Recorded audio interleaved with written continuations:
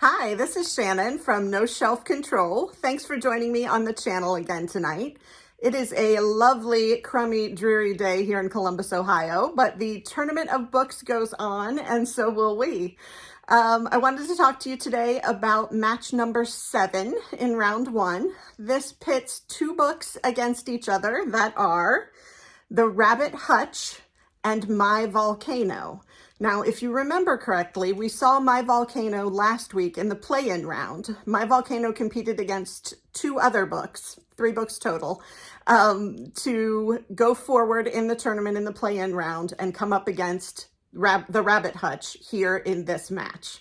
So the Rabbit Hutch is by Tess Gunty, and My Volcano is by John Elizabeth Stintsey. I will tell you a little bit about each book, and then I will introduce you to the judge. So, The Rabbit Hutch by Tess Gunty, published August 2nd, 2022 by Knopf, and it is 352 pages. Now, you may remember me saying that I am a Notre Dame grad. Tess Gunty is also a Notre Dame grad, and this book was picked by the Notre Dame Women's Alumni Association as their spring book read. So you may have heard me talk about this in a previous video, but I didn't give a whole lot of information, so we'll go more into it today and also find out what the judge had to say about The Rabbit Hutch.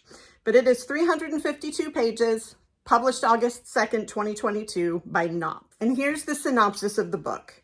The automobile industry has abandoned Vacaville, Indiana, leaving the residents behind too. In a rundown apartment building on the edge of town, commonly known as the Rabbit Hutch, a number of people now reside quietly, looking for ways to live in a dying city. Apartment C2 is lonely and detached. C6 is aging and stuck. C8 harbors an extraordinary fear. But C4 is of particular interest. Here live 4 teenagers who have recently aged out of the state foster care system. 3 boys and 1 girl, Blandine. Hauntingly beautiful and unnervingly bright, Blandine is plagued by the structures, people, and places that not only failed her, but actively harmed her. Now all Blandine wants is an escape, a true bodily escape like the mystics described in the books she reads.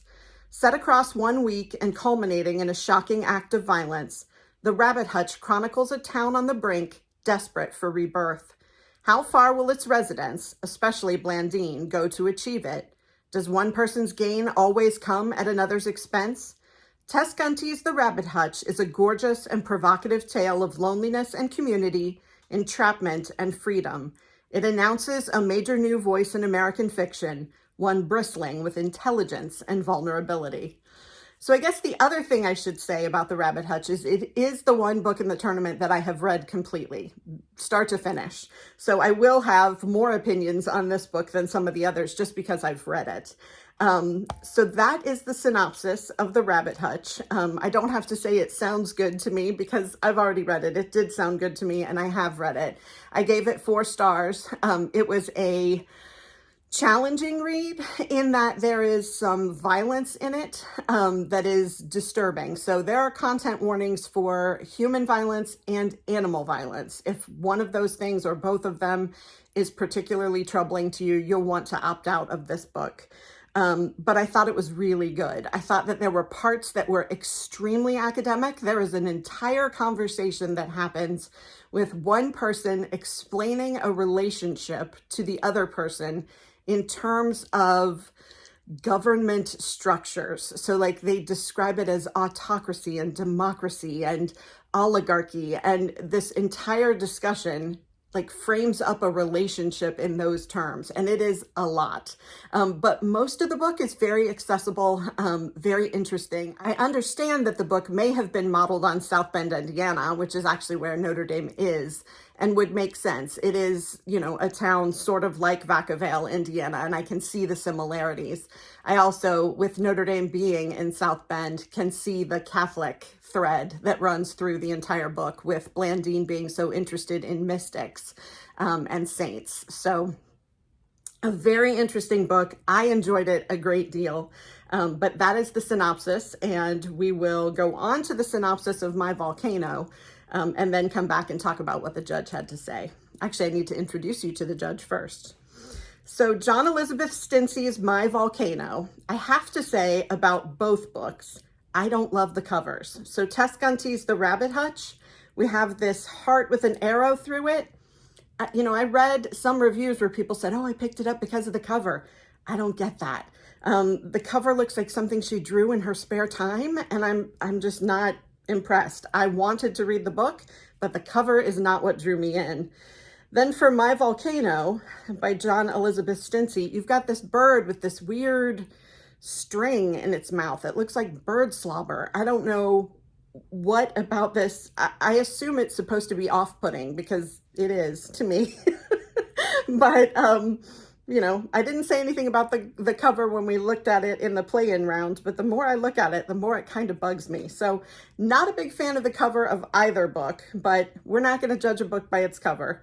My Volcano by John Elizabeth Stinson, published March 22nd, 2022 by $2 Radio, and it's 330 pages.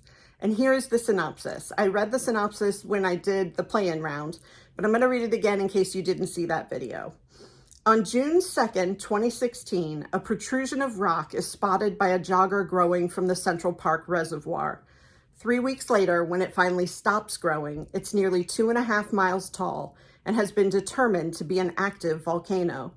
As the volcano grows and then looms over New York, an 8-year-old boy in Mexico City finds himself transported 500 years into the past, where he witnesses the fall of the Aztec Empire.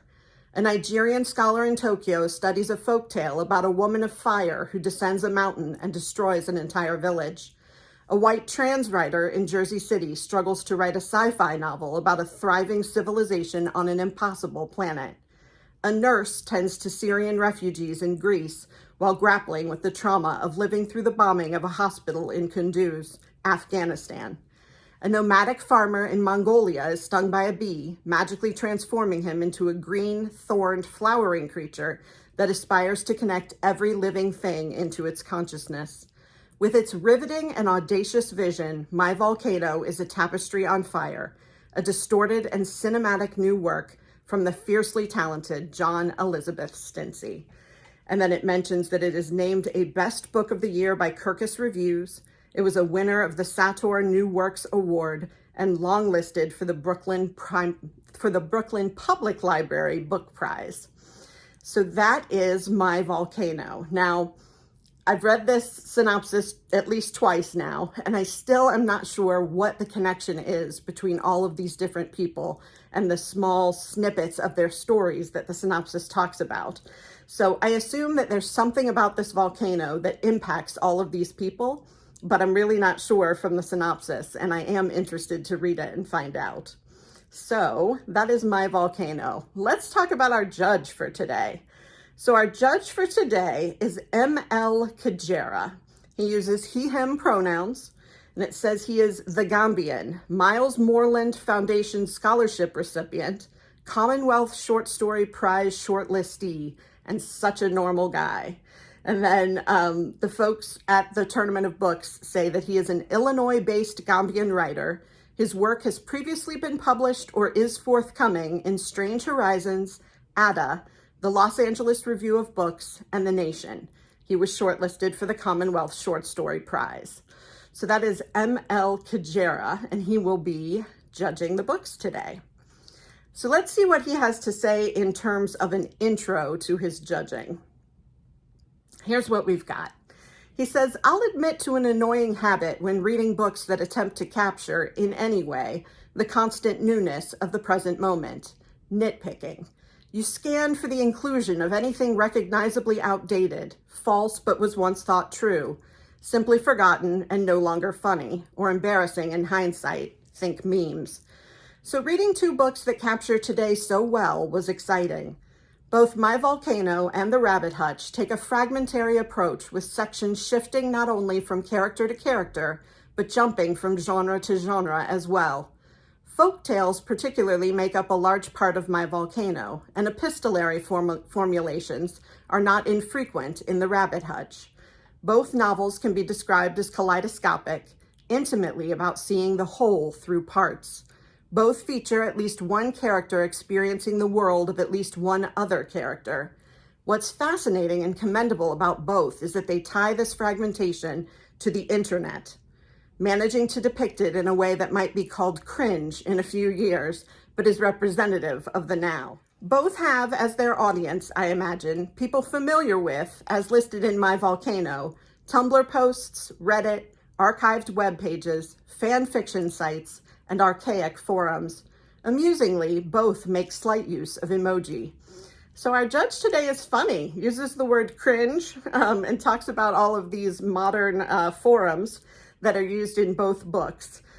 Interesting that he refers to both books as a take on, the modern, the now, and says that he's a bit nitpicky about those things. So I will be interested to see what he says about each book.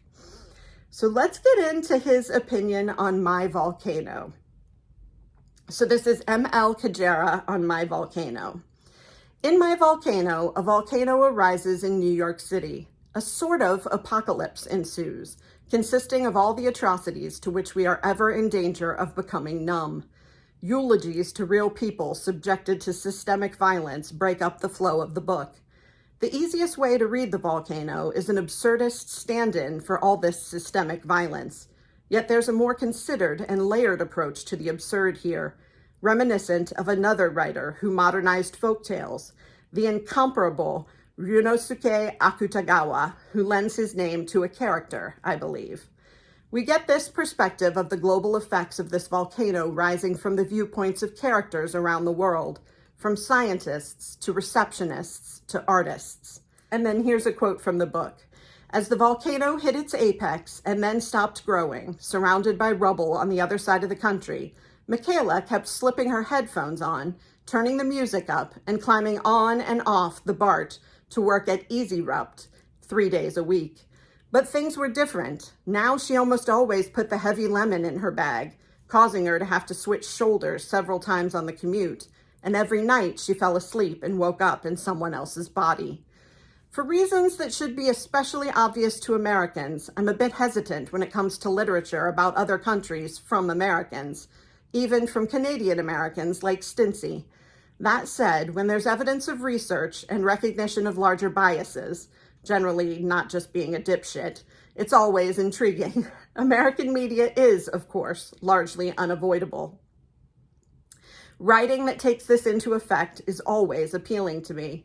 As it seems to draw so much, especially from Japanese culture, it's heartening to see a serious and respectful approach. Akutagawa himself was a writer who also often looked back at the Japanese literary tradition through the lens of Western literature.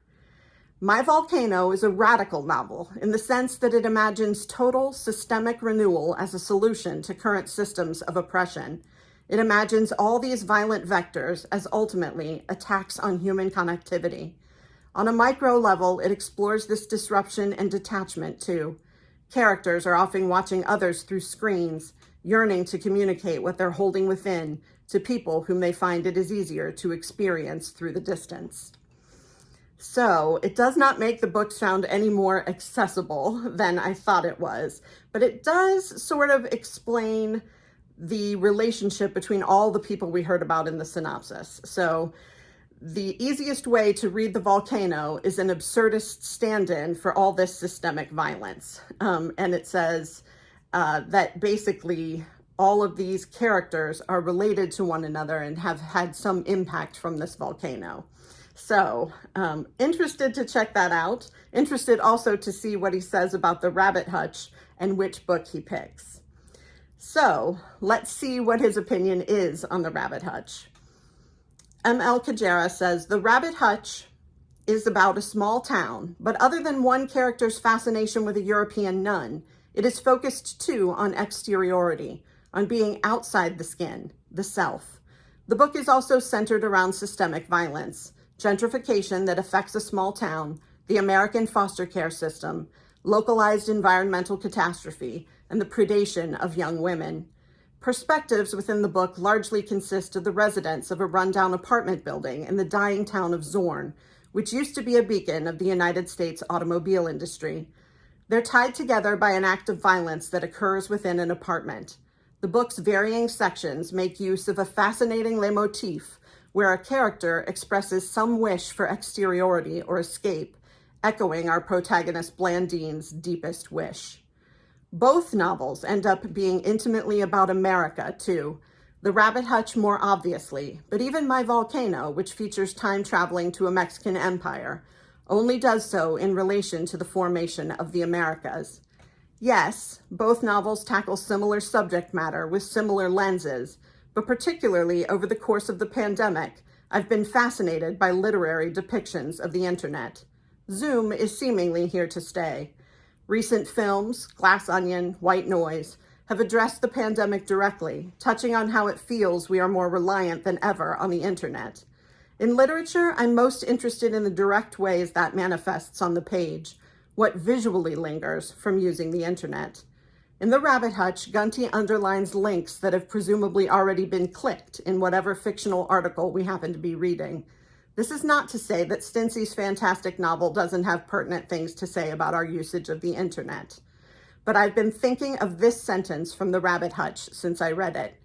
Taken in sum, the graffiti on the Zorn factories looks just like the internet. That's what he has to say about The Rabbit Hutch. Now, admittedly, I've read the book, but I understood the connections between these characters, even from his judgment and the synopsis, better than I did those in The Volcano.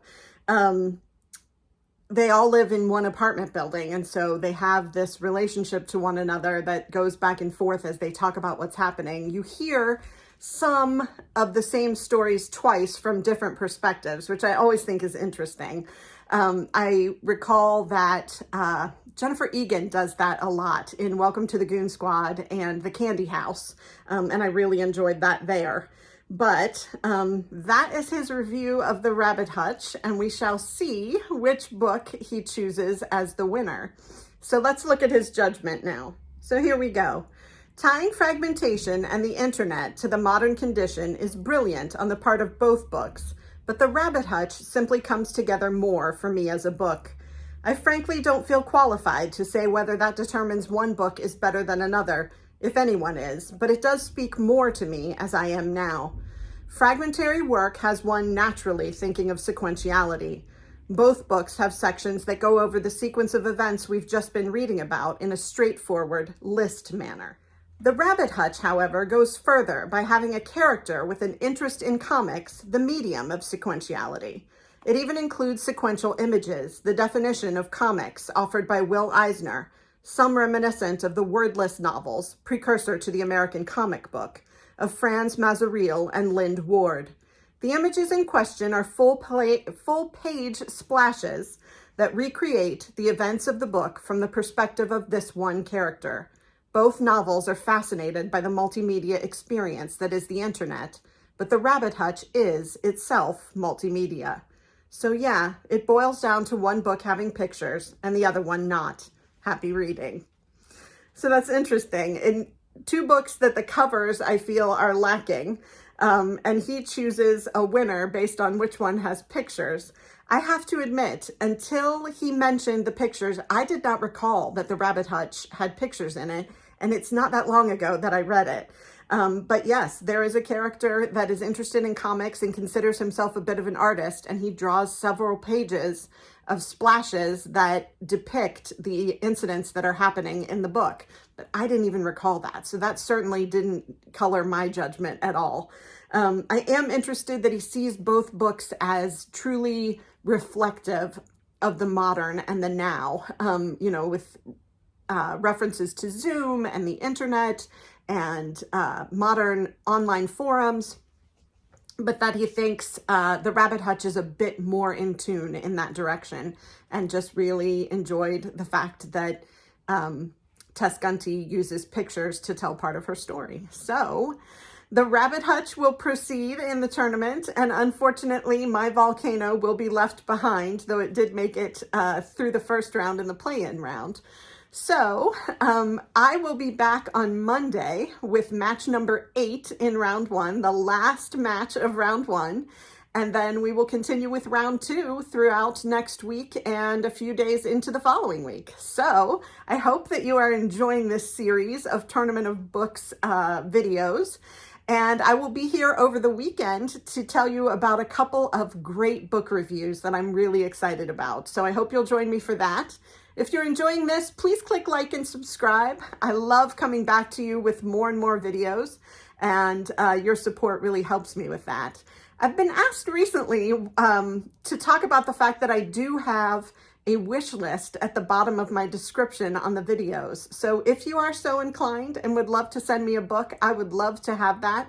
I will absolutely read it and give you a shout out on the channel. That's something that is very special to me. And if my viewers choose to do that, I'm always really excited. So I thought I would mention it. If it's not your thing, you are under absolutely no obligation. So I will be back this weekend with reviews and next week with more Tournament of Books. I can't wait to talk to you then. Take care.